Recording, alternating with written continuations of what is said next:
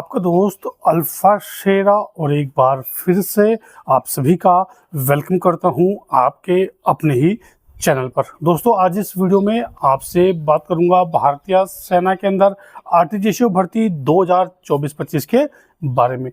साथियों आरटीजीएसओ के जो कैंडिडेट हैं एजुकेशन क्वालिफिकेशन को लेके क्या है, बहुत सारे जो उम्मीदवार हैं उनके मन में डाउट है, कोई शक है, कोई सवाल है। बहुत सारे बच्चे लगातार पूछते रहते हैं, तो इसलिए क्या आज ये वीडियो लेके आया हूँ। जितने भी उम्मीदवार हैं आरटीजीएसओ भर्ती 2024-25 जिन्होंने क्या है नाम अपना, जिसका नाम क्या है मेरिट लिस्ट में आ गया है, तो दोस्तों जो आपके डॉक्यूमेंट है जब वहाँ पे चेक होंगे उस समय क्या आपके पास पूरे डॉक्यूमेंट होने चाहिए। अगर कोई एक दो छूट जाता है तो वो क्या आपको टाइम देते हैं 10 दिन का आपको जमा करवाने का।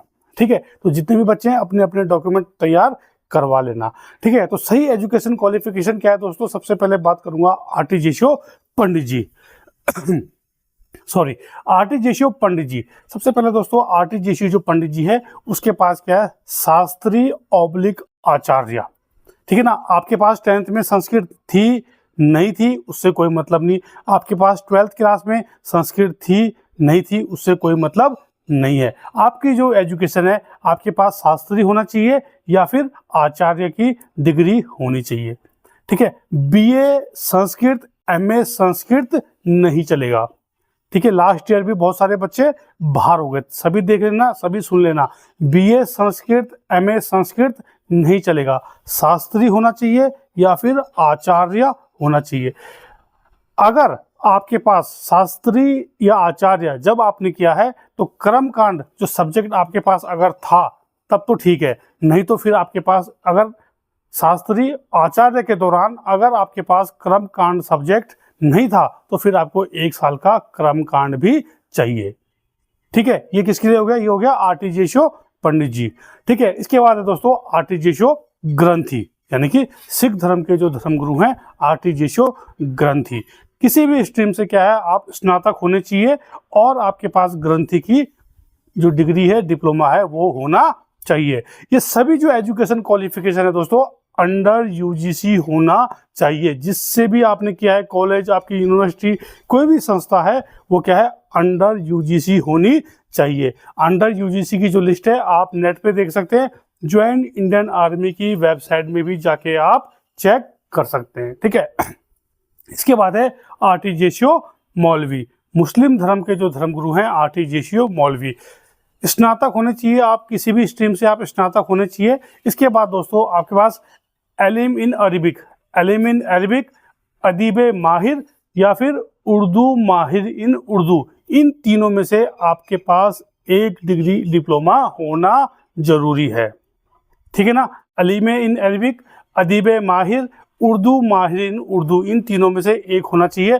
और जितने भी मौलवी वाले बच्चे हैं आपने जो 10th क्लास, क्योंकि जो मुस्लिम कैंडिडेट हैं वो क्या 10th 12th कहाँ से करते हैं, ज़्यादातर मदरसे से करते हैं। तो जहाँ से आपने 10th किया है 12th किया है उसको नेट पे सर्च कर लेना, अंडर यूजीसी होना चाहिए, नहीं तो वहाँ पे बाहर कर दिए जाओगे। खासकर मुस्लिम कैंडिडेट अपना नेट पे सर्च कर लेना कॉलेज का नाम या उस मदरसे का नाम जहाँ से आपने हाई स्कूल किया है 12th किया हुआ है।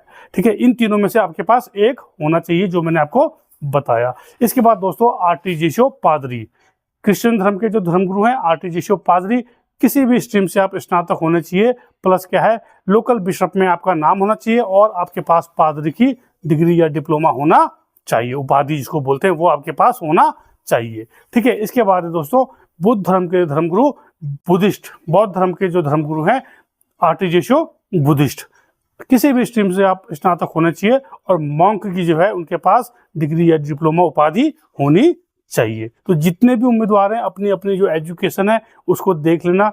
ज़्यादातर दिक्कत किसको आती है, आरटीजीएसओ पंडित जी, आरटीजीएसओ मौलवी, इन दोनों को दिक्कत आती है। तो जितने भी बच्चे अपने अपने डॉक्यूमेंट वगैरह रेडी कर लो, एजुकेशन जो क्वालिफिकेशन है वो सही कर लो। आने वाले समय में जो भरना चाहता है आरटीजीएसओ पंडित जी को हर साल वैकेंसी आती है, अपनी अगर आप भरना चाहते हैं, इच्छुक हैं, तो अपनी जो एजुकेशन है उसको पूरी कर ले। किसी प्रकार का आपको डाउट है, कोई शक है, कोई सवाल है, कभी भी दोस्तों व्हाट्सएप के माध्यम से आप मुझसे संपर्क कर सकते हैं। ठीक है, तो दोस्तों ये थी आज की वीडियो और बने रहे चैनल के साथ। भारतीय सेनाओं और सीएपीएफ से संबंधित सभी प्रकार की जानकारी के लिए चैनल को शेयर, लाइक और सब्सक्राइब करना भूलें।